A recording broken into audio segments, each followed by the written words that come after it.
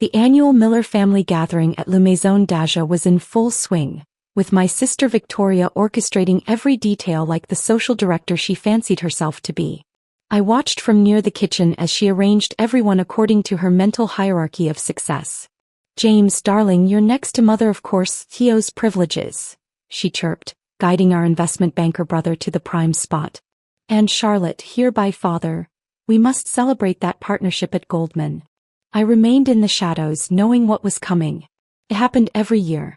Victoria finally noticed me, her designer glasses sliding down her nose as she frowned. "Oh, Emma, there you are. We're a bit tight at the main tables. Perhaps you could sit." She gestured vaguely toward the service area. "Over there? With your, what is it you do again?" "Personal shopping." If she only knew. Personal shopping was my cover. A convenient explanation for my frequent travel and flexible schedule. It kept my family from asking too many questions about how I really spent my time. Running HDG International, a luxury hospitality empire worth $12 billion. "Of course, Victoria," I said quietly, moving toward the staff area. My sophisticated black dress, a one-of-a-kind piece from a designer I actually owned, looked out of place among the servers' uniforms, but Victoria was too busy fawning over James's latest promotion to notice. I settled at a small table near the kitchen, watching the restaurant's staff move with practiced efficiency. None of them knew that the woman seated among them owned not just this restaurant, but the entire chain of La Maison establishments across 3 continents. "Miss Harrison." Marcel, the restaurant manager, hurried over looking panicked. He was new, transferred from our Paris location last month, and hadn't yet learned about my preference for anonymity during family events. "Your private table is ready, we didn't realize you would be." "It's fine, Marcel," I cut him off softly.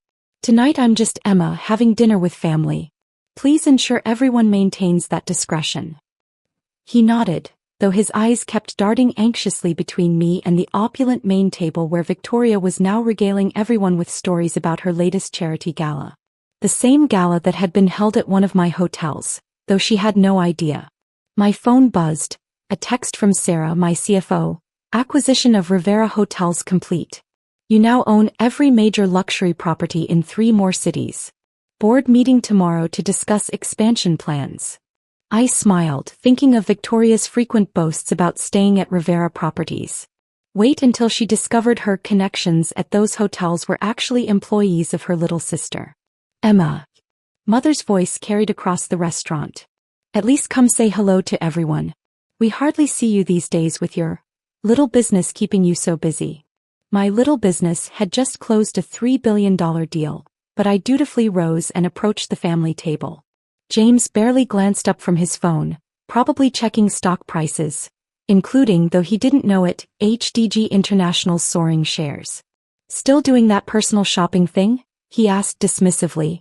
"You know, there's an entry-level position opening in my department." I bit back a laugh, remembering that his investment bank had tried to arrange financing for my latest acquisition. I'd rejected their terms, too aggressive, too arrogant. Just like James. The restaurant's owner, Philippe Bernard, chose that moment to make his entrance. He stopped dead when he saw me, his face paling slightly. "Madame Harrison," he exclaimed before catching himself. "I mean, Mademoiselle." Victoria's head snapped up. "You know Emma?" Philippe looked desperately between me and my family, realizing his mistake. I could save him from the awkwardness, but perhaps it was time for a small lesson in assumptions. Philippe's panicked expression was almost comical as he struggled to recover. That is, Madame Harrison is. Emma shops for some of his regular customers." Victoria cut in smoothly, already crafting a narrative that fit her worldview. "Isn't that right, Emma?" Before I could respond, the restaurant's doors opened again. This time it was Marcus Chin, my chief operations officer, who clearly hadn't gotten the memo about my family gatherings. He strode in confidently, tablet in hand. "Boss, sorry to interrupt your dinner, but we need your signature on the Rivera Hotels merger before the Asian markets open," and he stopped abruptly, taking in the scene. My family's confused faces, Philippe's visible distress, and my carefully neutral expression. "Boss," James echoed, his fork suspended halfway to his mouth. Mother's social radar was pinging wildly now. She'd spent decades cultivating relationships with New York's elite, and something wasn't adding up about her supposedly unsuccessful daughter. I could feel the carefully constructed wall between my real life and my family facade beginning to crumble. Perhaps it was time. After all, the Rivera acquisition would be public knowledge by morning. "Thank you, Marcus," I said calmly, taking the tablet. "The paperwork for all 37 properties?" 38, he corrected. "We included the Singapore location in the final deal. Once you sign, HDG International will officially be the largest luxury hospitality group in Asia." Victoria's wine glass slipped from her fingers, red liquid spreading across the pristine white tablecloth. No one moved to clean it up. The staff were too busy watching their boss's identity being revealed to her own family. HDG International? Father spoke for the first time, his business instincts awakening. The company that just acquired Rivera Hotels for $3 billion? That HDG International.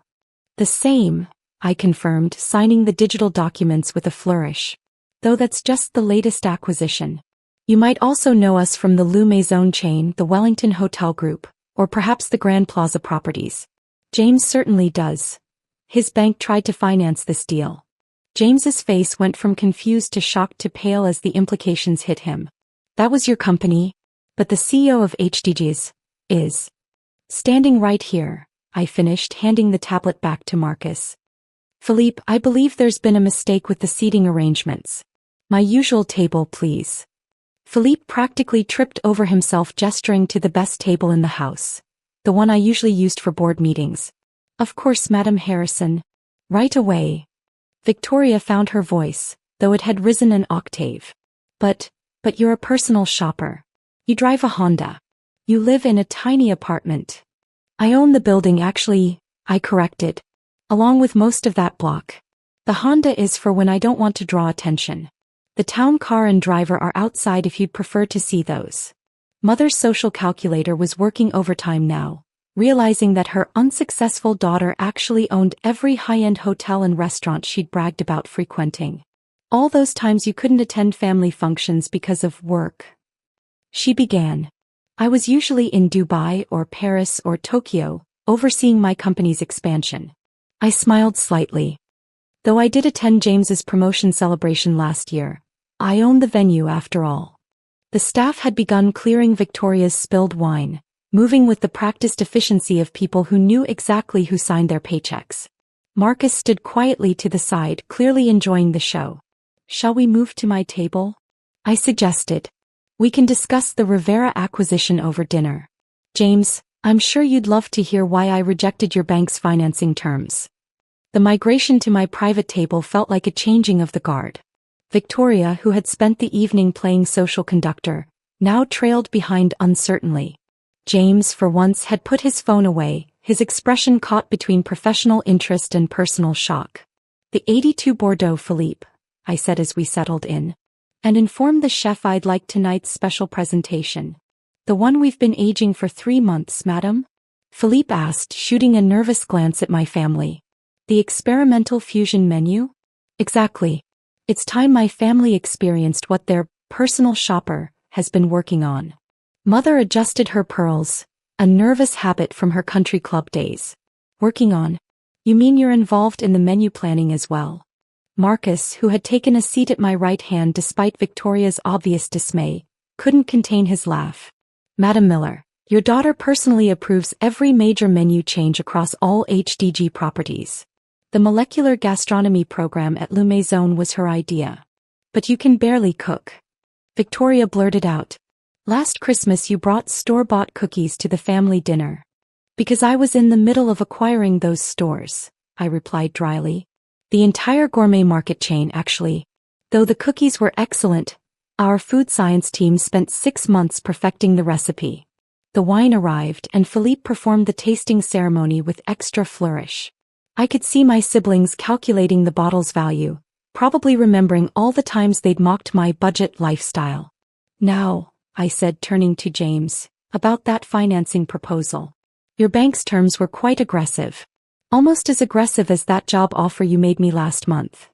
James choked on his wine. "That entry-level position. would have had me working 3 levels below people who currently report to my subsidiaries. I smiled, though I appreciated the irony. Father cleared his throat. When did all this happen? HDG International is one of the most secretive companies in the industry. The CEO has never been publicly named. By design, I confirmed. I started small, buying struggling boutique hotels and turning them around. While Victoria was planning charity galas at my properties and James was bragging about his banking connections, I was quietly building an empire. The first course arrived, a stunning display of culinary artistry that had taken our chef team months to perfect. Mother stared at her plate as if it might explain how her supposedly underachieving daughter had become a billionaire without her knowing. The Singapore property James mentioned earlier? I continued, enjoying their rapt attention. I bought it because Victoria kept bragging about staying there during her exclusive Asian vacations. She never noticed that her room upgrades and special treatment came from her sister, not her social connections. Victoria's face flushed. All those times you asked about my trips. Market research, I confirmed. Though your complaints about the Singapore location's spa services were quite helpful. We're renovating it next month. Marcus's tablet chimed with another update. Asian markets are opening, boss. Rivera Hotel stock is already responding to the acquisition news. James instinctively reached for his phone, then stopped himself. You beat out every major hotel group for Rivera. The financial press has been speculating for weeks about the mysterious buyer. They'll know soon enough. The press release goes out at midnight. I checked my watch. Which reminds me, Mother, you might want to cancel your lunch reservation at the plaza tomorrow. We're closing it for renovations now that we own it. Mother's fork clattered against her plate. The plaza? But I've been going there for 20 years. I know the owner personally. No, I corrected gently. You knew the previous owner. I'm the current one as of approximately 10 minutes ago when I signed those papers. The second course arrived, each plate a masterpiece of contemporary cuisine. My family watched in silence as the staff moved with choreographed precision, their respect for their true boss evident in every gesture. I have a car waiting, I said, checking my phone. The Rivera acquisition announcement is being made from our Tokyo office and I need to be there. James, your bank's analysis of the deal was actually quite good. Just not good enough. Victoria, next time you plan a charity gala, have your people call my people. The family discount will be substantial. As if on cue, my Tesla Model S pulled up outside, its sleek black form visible through Le Maison's floor-to-ceiling windows. Not the Honda Civic they were used to seeing me in. The driver, David, stepped out in his immaculate uniform, a far cry from the Uber drivers I'd claimed to rely on all these years. One last thing, I said, standing and smoothing my designer dress. Victoria, about those charity galas you're so proud of organizing. She looked up warily, no doubt wondering what other revelations were coming. The Children's Hospital Foundation you've been trying to get funding from? I'm the anonymous donor who's been supporting their oncology wing for the past 5 years. The next time you want to make a difference, try leading with compassion instead of connections. Mother's social mask finally cracked completely. The oncology wing? But that's millions. 200 million actually, Marcus supplied helpfully. Though boss usually prefers we don't discuss her charitable giving. James was frantically scrolling through his phone, no doubt reading the breaking news about HDG International's latest acquisition. The market's already reacting to the Rivera deal. This is going to be bigger than anyone predicted. Which reminds me, I turned to Father, who had been uncharacteristically quiet. That business advice you gave me 5 years ago about starting small and learning the basics? I took it. I started with one struggling boutique hotel. Then I bought its competitors. Then the restaurant chain that served them. Then the supply companies, the booking platforms, the real estate. I let that sink in as Philippe appeared with a sleek leather portfolio. The complete wine list and seasonal menu planning documents that only the owner would normally see. Your upcoming renovations look magnificent, Madam Harrison, he said, pointedly using my business name. Especially the new rooftop garden concept. Victoria's eyes widened. But I just booked my engagement party here. The rooftop venue will be closed for renovations, I confirmed. But the Paris location has a lovely space.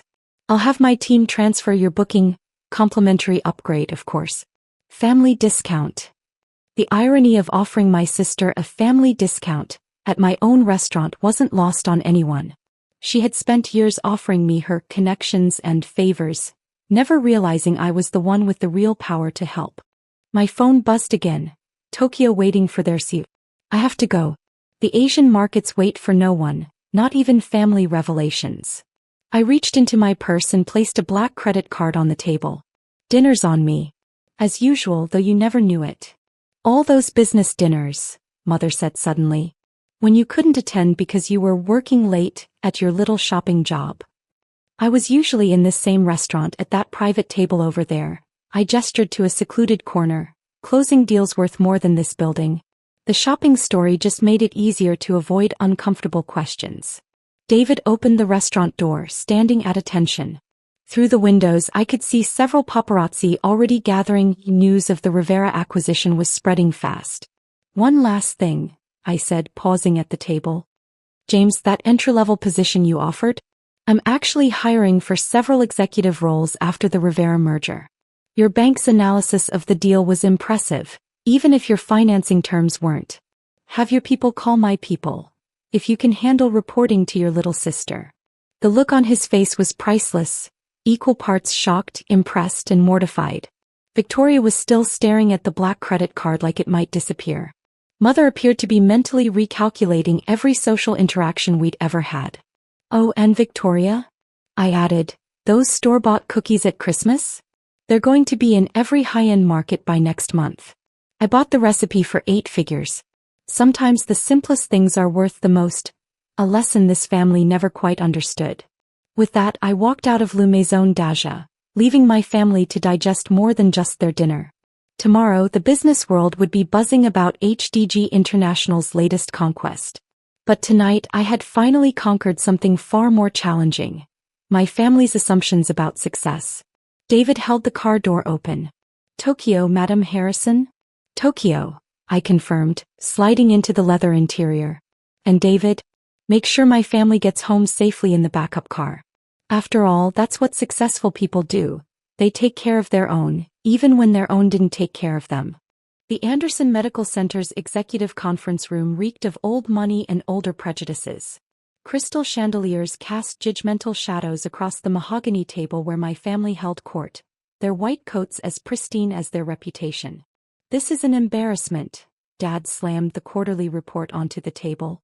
His perfectly pressed lab coat bore the golden embroidery. Dear James Anderson, Chief of Surgery.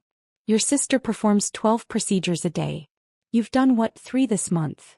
I adjusted my glasses, the ones they mocked as too academic for a surgeon. Quality over quantity, Dad. My post-operative success rates are irrelevant if you can't maintain proper patient volumes. Rebecca cut in, her Harvard Medical School ring glinting as she gestured dismissively. My perfect older sister, already named heir apparent to the practice at 35. Mother sighed, her Hermes scarf a splash of calculated luxury against her white coat. Catherine, darling, we've built this practice over 3 generations. Your grandfather didn't establish Anderson Medical to harbor experimentalists. The way she said it made my research sound like a dirty word. I glanced at my watch, an understated piece that concealed its true value, much like its wearer. The board meeting was in exactly 27 minutes. My research into AI-assisted surgical procedures is a waste of resources, Dad interrupted. Robots don't replace surgical instinct. Real doctors trust their hands, not computers. I touched the tablet in front of me, its screen displaying data they'd never bothered to review. 8 years of research, thousands of simulated procedures, and success rates that made their traditional methods look medieval. The medical board, I started, has standards, Rebecca smirked. Standards that your little computer games don't meet. Mother reached across the table, her perfectly manicured hands attempting to project concern. Perhaps it's time to accept that surgery isn't your calling. We could find you a nice administrative position. Something more suitable. The tablet buzzed silently. A message from my attorney. Transfer complete. You now own controlling interest. Board meeting in 20 minutes. Actually, I began, but Dad was already standing. Enough. I've made my decision.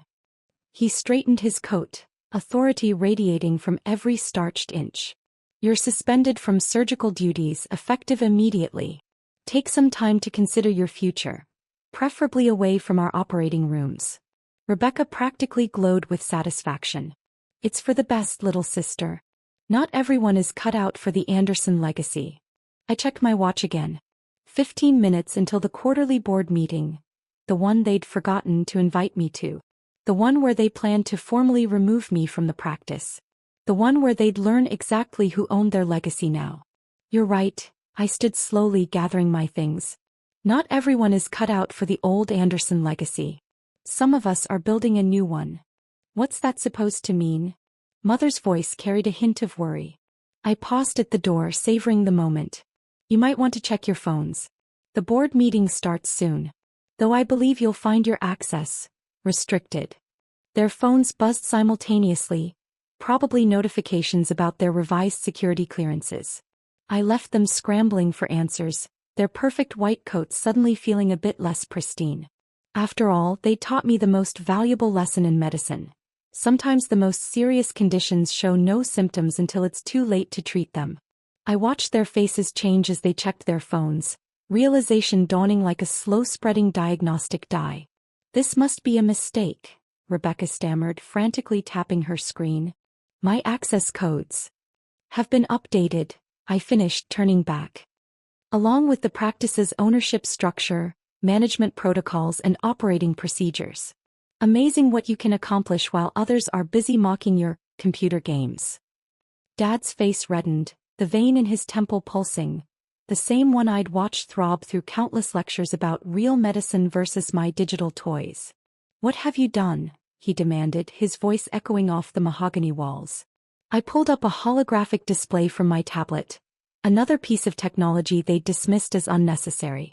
While you were performing your 12 surgeries a day, I was developing AI systems that could perform 50 with better outcomes. While you mocked my research, I was securing patents that every major hospital now desperately needs. The display showed a cascade of numbers: stock purchases, proxy votes, board member resignations. Mother's hand flew to her pearls as she recognized the implications. That's impossible, she whispered. The family trust was vulnerable to a hostile takeover the moment you moved funds to block my research division, I completed her thought. Your accountants really should have noticed the shell companies buying up shares. But then they were probably too busy calculating Rebecca's future bonus structure. The security system chimed, announcing the arrival of the board members. Through the glass walls, we could see them gathering in the main boardroom.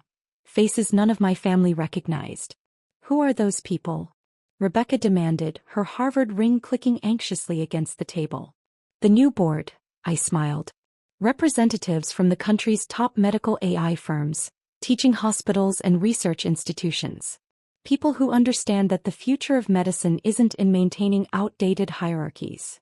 Dad reached for his phone again, likely trying to contact his lawyers. This is our family legacy. I corrected him. Now it's a launching pad for medical innovation. Your choice is simple: adapt or leave. The hologram shifted to show my research results.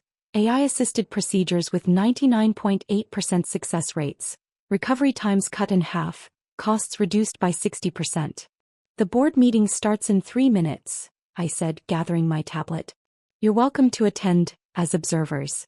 Though given your recent comments about AI and modern medical practices, you might find the discussion uncomfortable. Mother stood shakily. Catherine, please. We can discuss this. Like you discussed suspending me? Or how you discussed blocking my research funding. I moved toward the door. The time for discussion ended when you chose tradition over innovation, ego over progress. You'll destroy everything we built. Rebecca protested.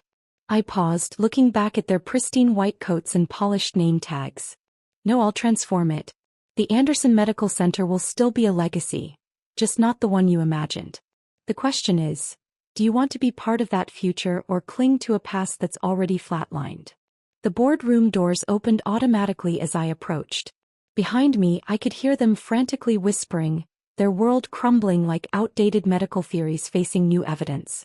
Sometimes the best treatment requires aggressive intervention. And sometimes the best revenge is turning, "You'll never be part of our medical legacy," into, "You no longer control the legacy you tried to protect from me." The board meeting awaited. It was time to write a new prescription for the Anderson Medical Center. One that would cure it of its terminal case of arrogance. I settled into the chair at the head of the boardroom table. Dad's chair for the past 30 years. The leather still held the imprint of his authority, but today it would cradle a different kind of power. My family huddled near the door, their white coats suddenly looking more like surrender flags than symbols of authority. The new board members filled the remaining seats. Dr. Sarah Chin from MIT's AI Medical Institute, Dr. Marcus Reynolds from Johns Hopkins Digital Surgery Department, and 5 other pioneers in medical technology. Let's begin. I activated the room's holographic systems, another upgrade they'd rejected as unnecessarily flashy. The air filled with 3-dimensional surgical data, patient outcomes and financial projections. First item, reviewing the transition of Anderson Medical Center to its new operational model. "This is outrageous." Dad stepped forward, his face flushed. "I demand. Your security clearance has been revoked, Dr. Anderson." Dr. Chin cut in smoothly. "You're here as a courtesy observer only." Rebecca's hand trembled as she pointed at the financial projections. "Those numbers, they're impossible." "Actually," I expanded the display, "they're conservative estimates. Our AI-assisted surgical systems have already been tested in 17 teaching hospitals. The results exceeded even our optimistic projections." The holograms shifted to show live feeds from operating rooms across the country.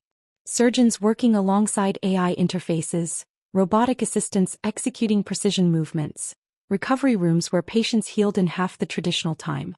"While you were protecting your legacy," I continued, "I was building the future.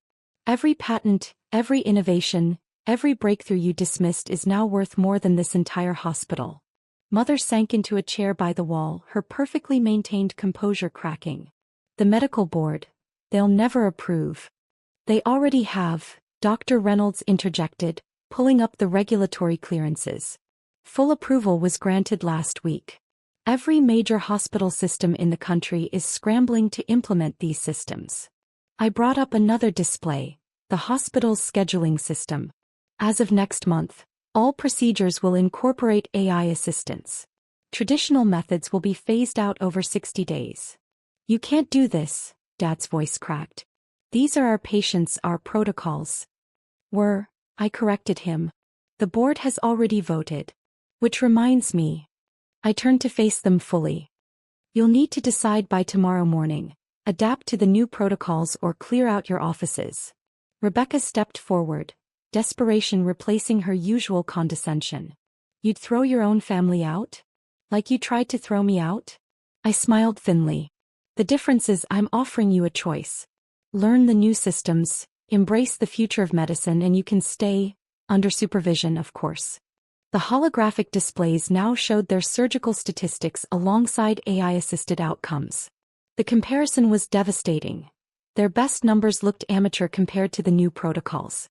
"Impossible," Rebecca whispered, staring at the data. "That's what you called my research," I replied. "Right before you convinced the board to cut my funding. How does it feel to be on the other side of impossible?" 1 month after the board meeting that redefined the Anderson Medical Center, I stood in the surgical observation room, watching the future unfold through the reinforced glass.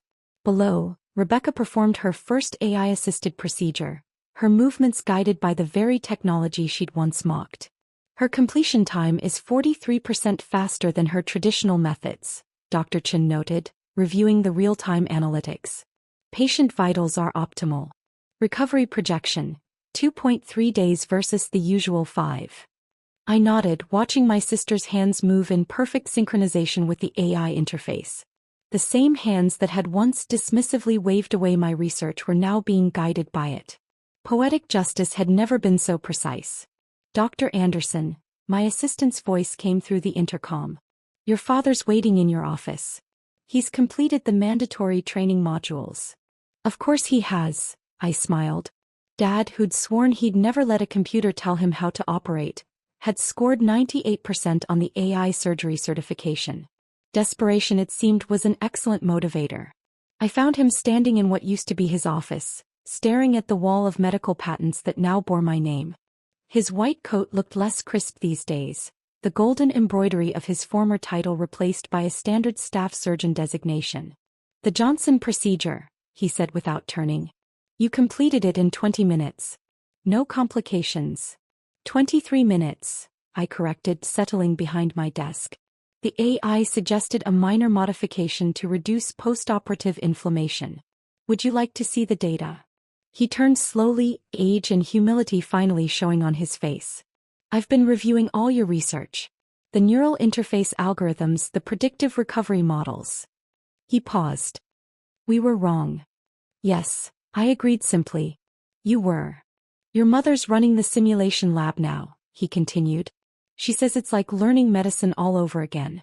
And Rebecca is adapting well." I pulled up her performance metrics. Once she stopped fighting the AI assistants, her success rates improved by 60%. The hospital's financial reports floated above my desk in holographic detail. Patient satisfaction, up 82%. Recovery times, down 54%. Costs, reduced by 40%.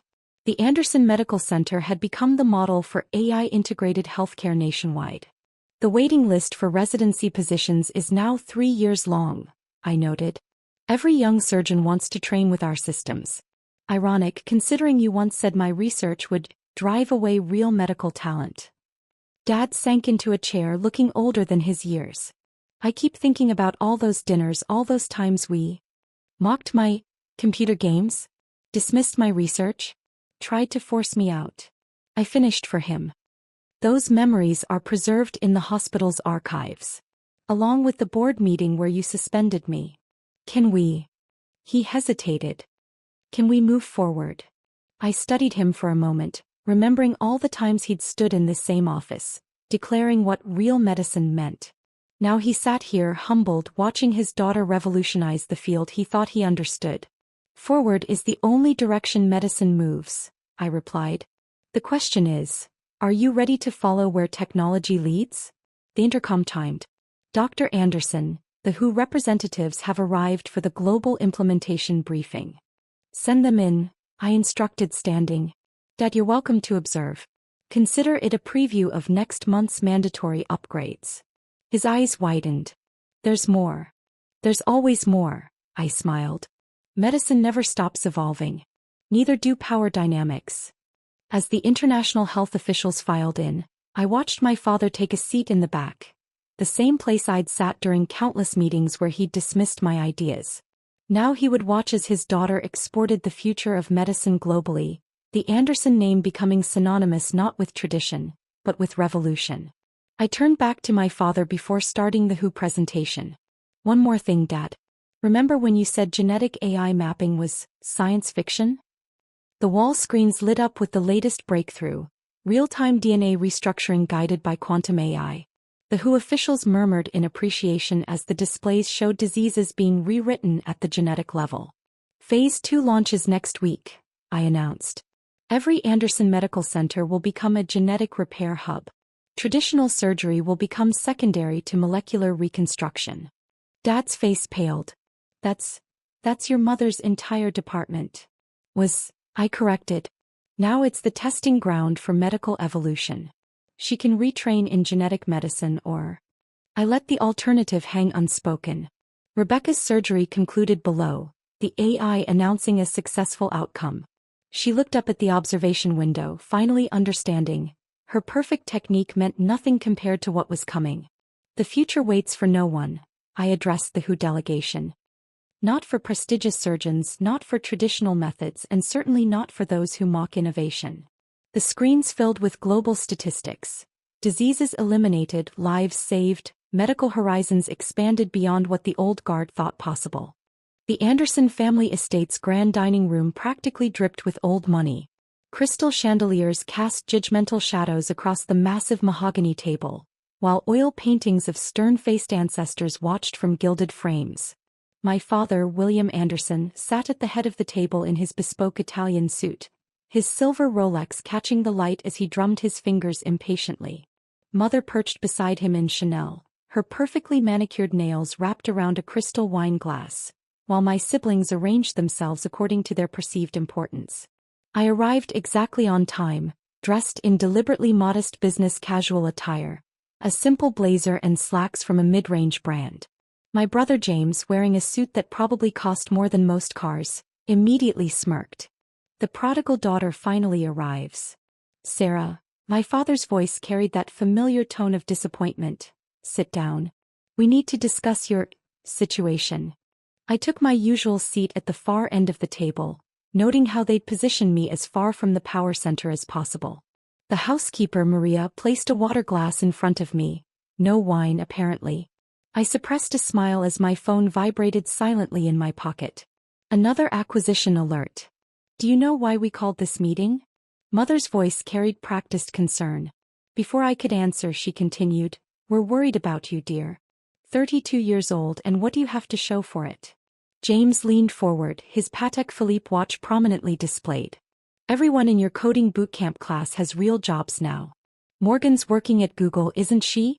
While you're still doing whatever it is you do. Consulting, I replied calmly, taking a sip of water. My other phone, the secure one, vibrated against my ankle. The stock transfer must be complete. Consulting, my sister Emma repeated with a delicate snort. She adjusted her diamond necklace. A gift from our parents for making junior partner at her law firm. Is that what you call tinkering with computers in your apartment? Father raised his hand, silencing the room with practiced authority. Sarah, we've been patient. We've given you time to find yourself. But this has gone on long enough. You have no career, no assets, no future plan. You're still taking the bus, for God's sake. The bus is quite efficient, I noted, checking my simple Timex watch. The board meeting would be starting soon. Efficient. James laughed. Yesterday I saw you waiting at the stop in the rain. In the rain, Sarah. While I drove past in my new Tesla. We've decided, Father continued, that it's time for intervention. Either you accept a proper position at Anderson Holdings, starting in the mailroom like everyone else, or we're cutting off your trust fund access. I carefully maintained my neutral expression, though inside I was counting down. The press release would hit any minute now. The mailroom would be good for her, Emma added helpfully. Teach her the value of real work. Mother nodded sympathetically. We're doing this because we love you, dear. You need structure, guidance. You can't keep wasting your life on these computer games. My phone buzzed again. Right on schedule. What do you actually do all day? James pressed. Besides waste your coding degree on freelance work? I took another sip of water, noting the exact moment when all their phones began to buzz simultaneously. The chandelier light caught the edge of my watch, the simple Timex face concealing the $2 million collector's piece underneath. Actually, I said quietly, I've been rather busy. Their phones continued buzzing. Emma checked hers first, her perfectly plucked eyebrows shooting up. James fumbled for his device while Mother's face went pale. Father was the last to look, his features freezing as he stared at the screen. The breaking news alert glowed on their displays. Tech's most secretive CEO revealed. Sarah Anderson, the phantom billionaire behind Quantum Industries' $4.2 billion empire, finally steps into the spotlight. I stood up slowly, straightening my modest blazer. I believe that's my cue. I have a board meeting to attend. I paused at the door, turning back to the stunned silence. Oh, and about that trust fund? You might want to check who actually owns Anderson Holdings now. The sound of Mother's wine glass shattering against the floor followed me out. The silence in the dining room shattered as every phone in the family group chat started ringing simultaneously. CNN, Forbes, Wall Street Journal. All pushing the same breaking news notification. My father's hands trembled as he clicked the Forbes link, his authoritative voice now unsteady as he read aloud. Sarah Anderson, dubbed the Phantom of Silicon Valley, has finally revealed herself as the founder and CEO of Quantum Industries, the revolutionary AI company valued at $4.2 billion. The notoriously private tech genius. This is impossible, James interrupted, frantically scrolling through his own phone. It must be another Sarah Anderson. The family's personal assistant, Jennifer, burst into the dining room, her professional composure cracking. Mr. Anderson, sir. The office is calling. Quantum Industries just acquired a controlling interest in Anderson Holdings through a series of shell companies. They're saying your daughter is the new majority shareholder. Father's face went ashen. Sarah. I calmly pulled out my second phone, the secure one, and pressed the intercom. Send them in. The dining room doors opened as my executive team entered. Michael Chen, my CFO, led the group in a perfectly tailored Tom Ford suit. Ms. Anderson, the board is waiting. We have the Singapore merger to finalize. What Singapore merger? Emma whispered, her legal mind finally catching up. The one you've been trying to block for your client, I replied softly. Remember that mysterious competitor who kept outmaneuvering your firm? Emma's Mont Blanc pen clattered to the floor. You're the one who acquired your client's company last week? I smiled. Yes. Your senior partner will be calling you shortly, I imagine. Mother gripped the table edge. But we've never seen you in any business meetings, any social events. My chief of security stepped forward, opening her tablet. Security footage began playing, showing me at various high-level meetings over the past 5 years. Always in the background, always overlooked. Boardrooms, tech conferences, private equity summits. I was there, I said. You just never noticed. Too busy watching James show off his new cars or Emma announce her promotions. The coding boot camp, James muttered, was a cover. I already owned the company running it. I checked my watch, the real one now, no longer hiding its true value. By the way, that Tesla you love showing off. My company developed its new AI system. You're literally driving my technology. Father found his voice again. But, the bus, the modest apartment. My executive assistant, Sarah, stepped forward with a leather portfolio. Ms. Anderson's apartment is actually the entire top floor of the building. She owns the complex. The bus stop is directly outside the secret entrance to her private underground garage. Her car collection is extensive. The Christmas party, Mother suddenly gasped. Last year when you couldn't attend because of freelance work. I was closing a $3 billion merger in Tokyo, I confirmed. Those computer games paid for the jet I took there. The room fell silent as the TV on the wall automatically turned on, one of my company's smart home features. CNBC's breaking news banner scrolled across the screen. Quantum Industries CEO Sarah Anderson named Forbes 30 Under 30's top entrepreneur. Net worth estimated at $3.7 billion. James slumped in his chair. All those times we made fun of your little consulting business were times I was building an empire, I finished.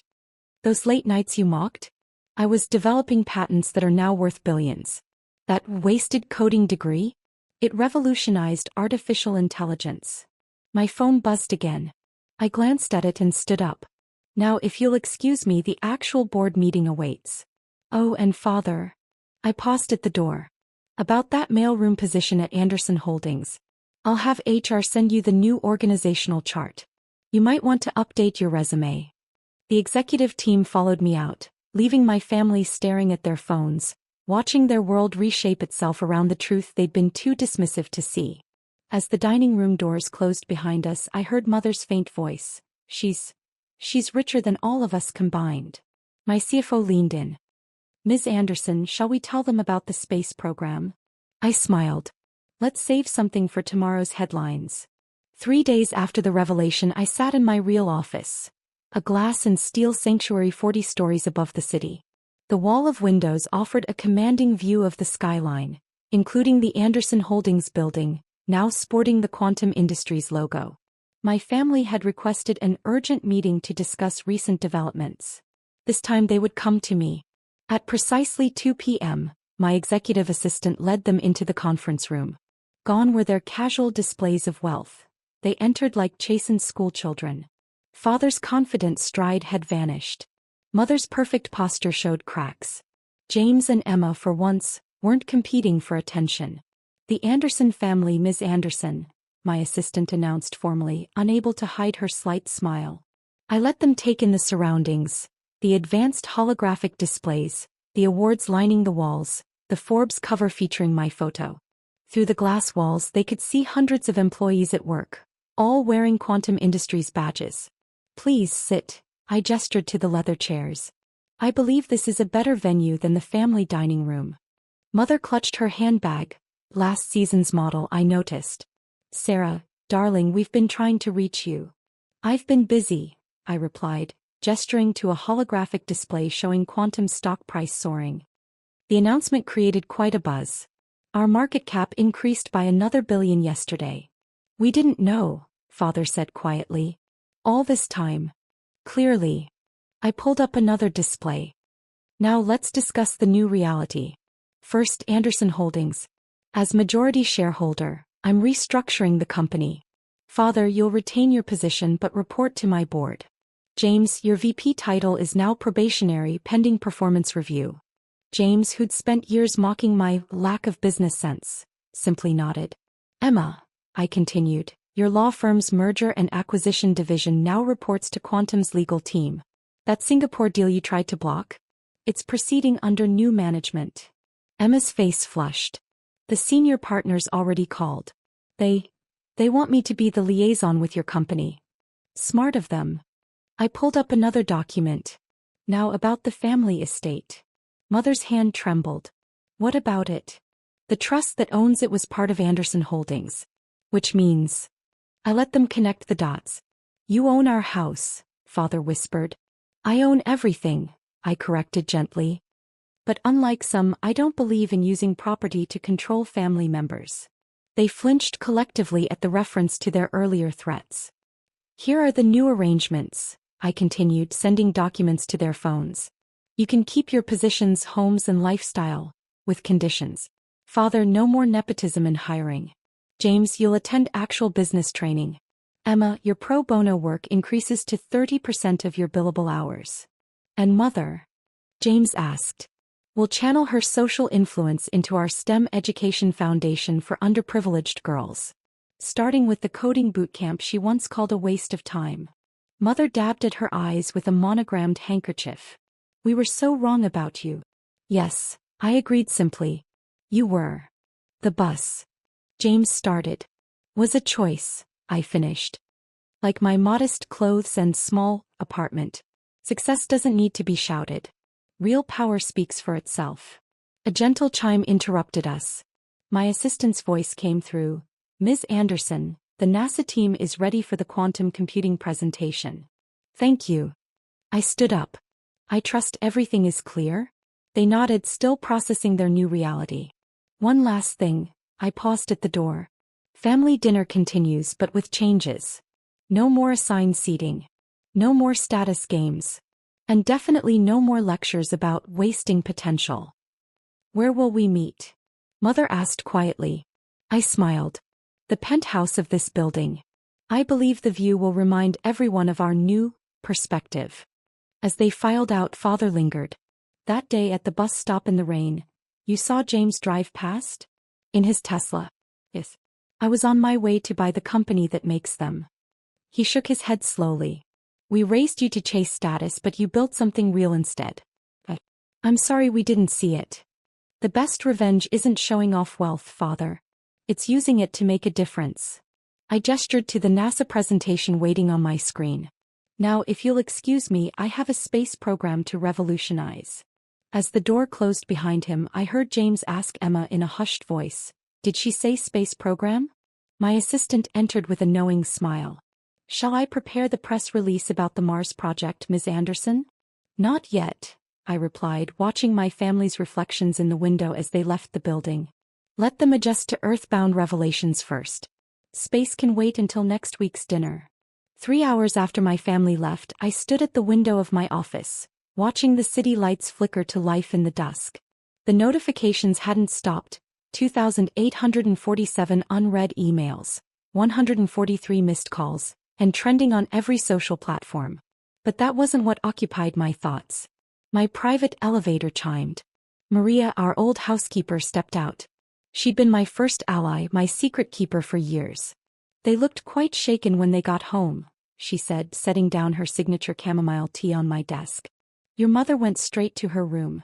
First time in 20 years I've seen her miss her social club meeting. I smiled, remembering how Maria had covered for me during late-night coding sessions, bringing coffee to the basement where I'd built my first servers. How's Jenkins handling the new security protocols at the estate? Your father nearly had a stroke when his own fingerprint wouldn't open the front gate. Maria chuckled. Had to wait for clearance like everyone else. My phone buzzed, a text from James. Just found out you own the luxury car dealership where I bought my Tesla. And the racing track I've been bragging about being a VIP member at. Speaking of revelations, I turned to my desktop, pulling up surveillance feeds. How's Emma doing with her new reality? Maria looked at the screen showing Emma in her law office. Partners stunned as she uncovered that their biggest clients were my subsidiaries. The intercom buzzed. Ms. Anderson, the Singapore team is ready for merger approval. Put them through, I said, walking into the hollow room where 3D executives appeared. And your mother's charity board? I asked. In chaos, Maria replied. Their main donor is the daughter they ignored. A message flashed. Father, just saw your name on the deed to my first office building. The one you couldn't afford. Ms. Anderson, my CFO's hologram said, Project Aurora is ready. I nodded, but a news alert lit up. Quantum Industries confirms quantum breakthrough. NASA partnership sealed. Maria touched my shoulder. Prepare the penthouse for family dinner? Yes, I said. But first, send them front row seats to tomorrow's space program launch. The press will love that, she smiled. I sent a final message to the family chat. Tomorrow 9 a.m. Quantum Auditorium. Press well. And James, I own the suit brand you're shopping. Time to show them what wasting time with computers really means, I told the holograms. Now Project Aurora. That night my tower lit the city, the same one I bought when they called me worthless. In the glass I no longer saw their disappointment. I saw an empire builder. Your father's assistant called, mine said. Resume. Tell him no, I replied, watching the quantum logo glow. And remind him we start at 9 sharp. I don't wait for latecomers. Across the skyline Anderson Holdings stood dark, its name already fading. By morning it would carry mine. They underestimated me. My silence built an empire. The St. Regis ballrooms sparkled with wealth and pretension. My sister Caroline's wedding was exactly what you'd expect from a Morgan Stanley VP marrying a hedge fund manager. Crystal chandeliers, $1,000 centerpieces, and enough designer labels to fill a fashion week. I sat quietly at my assigned table, far from the wedding party of course, in my simple black dress. No jewelry except my grandmother's old watch. No designer clutch or 5-figure shoes. Just me, my phone, and my glass of water. Still flying commercial, Sarah? My cousin Jennifer stopped by, Gucci heels clicking on marble. You know William's jet is always available. William. My ex-fiancé. Now a junior partner at Goldman Sachs according to the society pages I never read. I manage, I said, checking my phone. 7:58 p.m. Almost time. Caroline floated over in her custom Vera Wang, her new husband James trailing behind. Sarah. I was just telling the Astors about my sweet little sister. Still doing that. What was it again? Investment thing. Something like that. I took another sip of water. 7:59 p.m. She's so private about it, Caroline stage whispered to her wealthy audience. But then there's not much to tell when you're still finding yourself at 32. The designer-clad crowd tittered appropriately. I checked my watch again. No +1 tonight? James smirked, champagne in hand. At least you're consistent. 8 p.m. Right on schedule. My phone buzzed. Then everyone's phones buzzed. The collective gasp was worth every second of the past 10 years. Breaking news, the Bloomberg alert read. Mysterious CEO of Shadow Valley Capital revealed as Sarah Chin, age 32. Estimated net worth, $4.7 billion. Caroline's champagne glass shattered on the marble floor. Sources confirm Chin has been operating in complete anonymity since founding the firm a decade ago. Shadow Valley's revolutionary AI-driven investment strategy has generated the highest returns in hedge fund history. That's impossible, James whispered, his hedge fund suddenly looking very small indeed. The screens around the ballroom, meant to show wedding photos, now displayed my company's logo and performance charts. 10 years of carefully hidden success exposed in one perfectly timed moment. Shadow Valley? Jennifer's Gucci heel wobbled. The fund that turned down William's firm last month? Actually, I stood up, smoothing my simple dress. We turn them down every month. Their returns don't meet our minimum requirements. Mom appeared, diamonds trembling. But you live in that tiny apartment. You mean my company's first office? I smiled, pulling up the real estate records on my phone. I kept it as a reminder. The building's worth more than this wedding cost.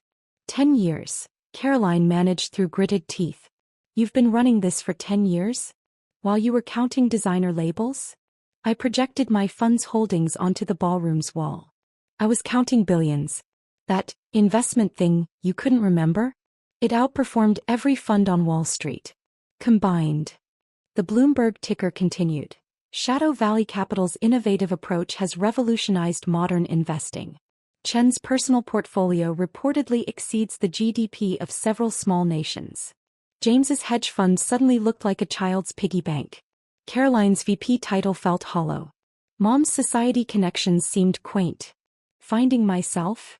I quoted Caroline's earlier dig. I found myself just fine. Between building the most successful fund in history and acquiring most of your competitor firms. The sound of helicopter blades cut through the wedding music. Right on time. That's my ride, I said, gathering my simple clutch. Board meeting in Singapore. We're announcing some acquisitions tomorrow. James, you might want to check which hedge funds. A sleek black helicopter appeared over the St. Regis garden, my company's logo gleaming against the night sky. The buildings that had made me billions stretched along the Manhattan skyline, their lights twinkling like the diamonds I never needed to wear. Wait. Caroline stepped forward, Vera Wong rustling. You can't just drop this bombshell at your wedding? I smiled, watching my security team materialize by the doors. Surely I can. And I have a multi-billion-dollar fund to run. The champagne grew warm in crystal glasses, forgotten like their assumptions about their quiet sister who did something in finance. Oh, and James. I paused by the exit. That merger you're planning next month? He looked up, face pale. How did you? I own controlling interest in both companies. The deal's dead. Just like your fund's performance this quarter. Sarah Elizabeth Chin. Mom's voice cut through the helicopter's whir. You will explain yourself this instant. I turned back, savoring the moment. The $1,000 champagne sat untouched as my helicopter cast shadows across Caroline's perfect wedding reception. The one she'd bragged about in Vogue last month. Explain myself? I picked up the wedding program, gilded in gold leaf. Like how your exclusive St. Regis booking was approved by my company. We acquired the hotel chain last year. Along with most of James's investment portfolio. Mom's Harry Winston necklace seemed to dim. But the society pages said. The media group that owns those pages? I let the program fall. Shadow Valley bought them in Q2. Just like we own the firm that handles your trust fund, Caroline. My sister's Morgan Stanley pride cracked. What are you talking about? Your prestigious wealth management division? I pulled up holographic trading data. They're using our AI systems. Every trade, every investment, every strategy, it all runs through my algorithms.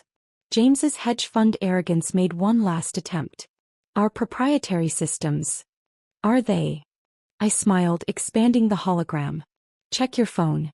Your biggest investors are probably calling right now. On cue, his phone erupted with notifications.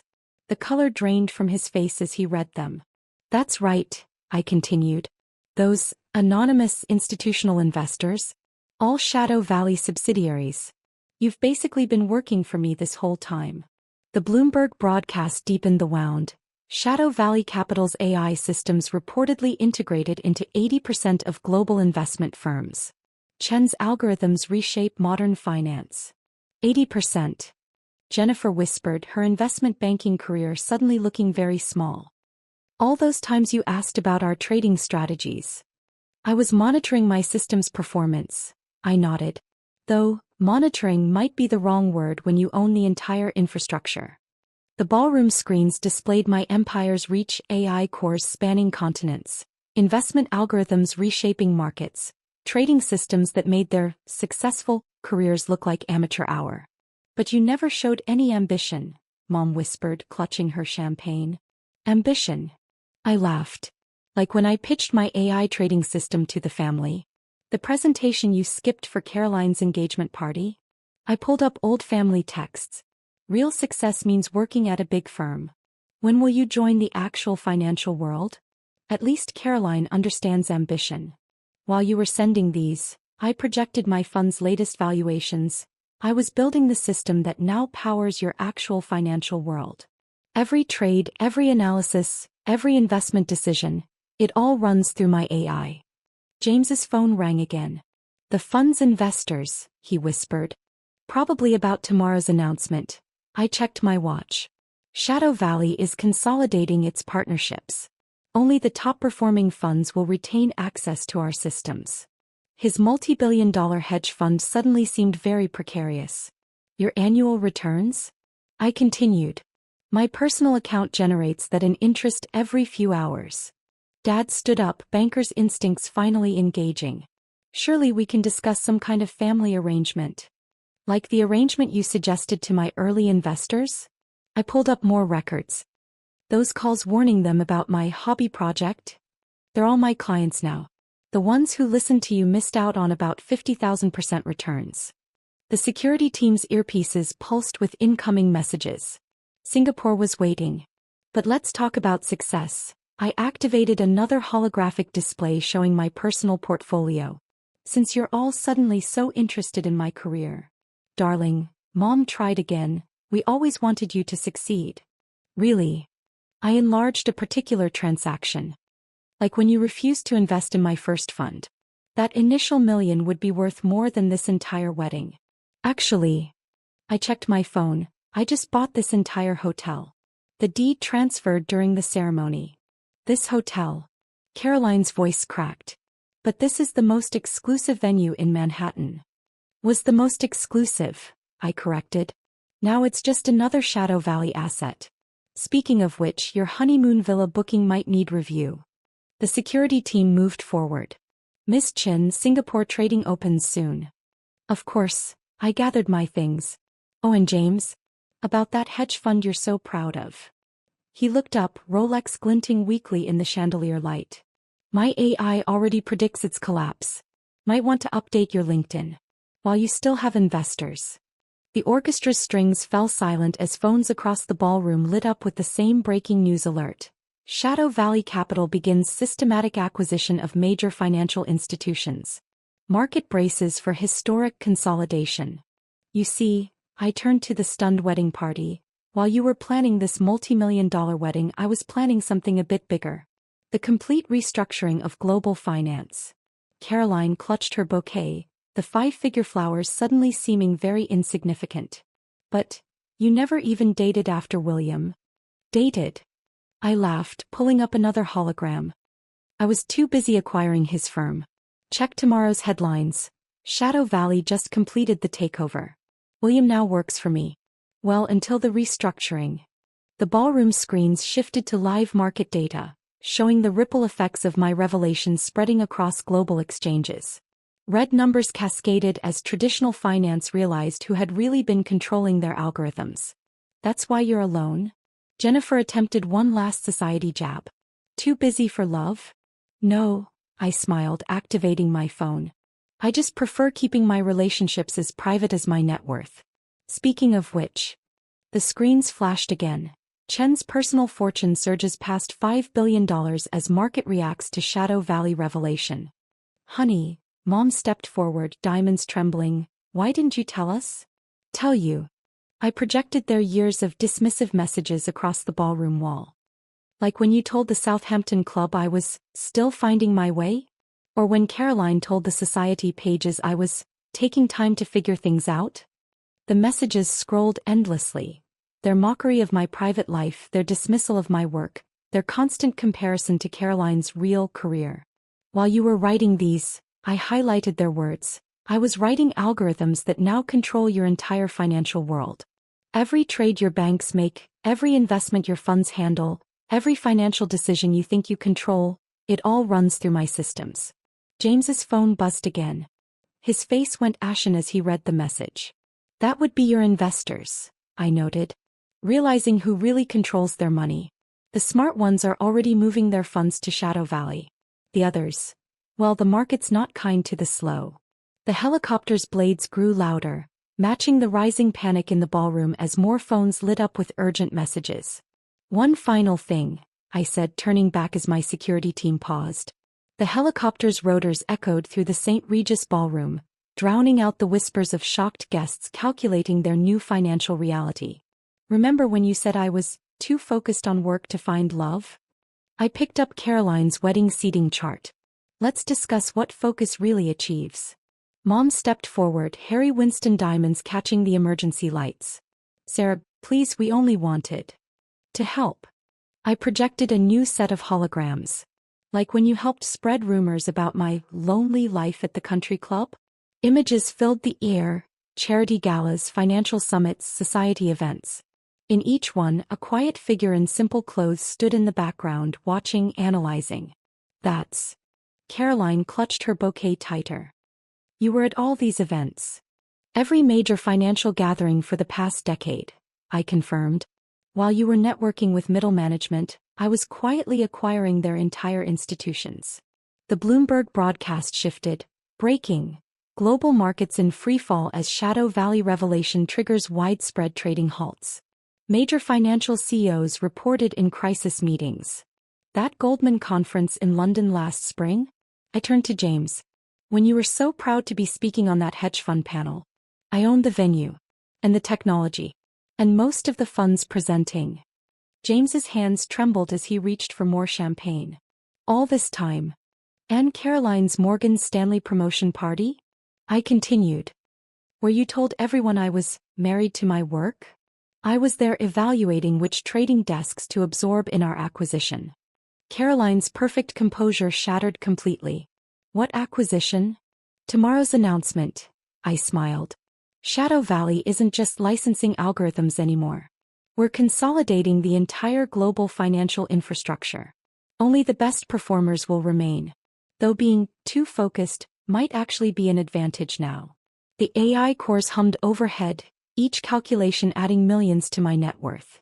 But what's truly ironic, I picked up Mom's crystal champagne flute, is how quick you were to mock the quiet one.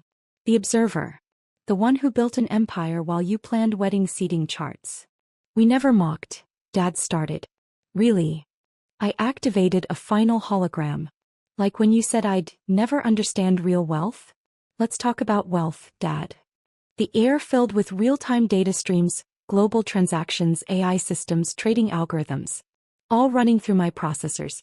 Every trade you make, powered by my AI.